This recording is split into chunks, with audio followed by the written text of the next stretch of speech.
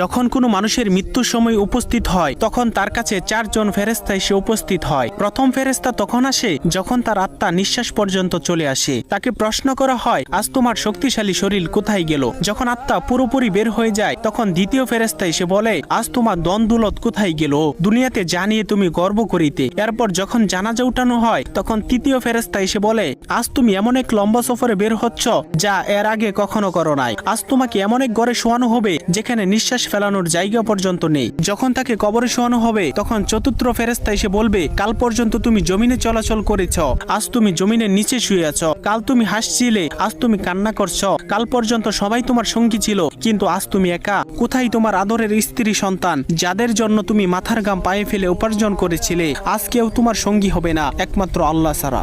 আপনি যদি আল্লাহ তাআলাকে ভালোবেসে থাকেন তাহলে ভিডিওটিতে একটি লাইক এবং চ্যানেলটি সাবস্ক্রাইব করুন এবং আল্লাহ তাআলার নামটি কমেন্টে লিখে যান।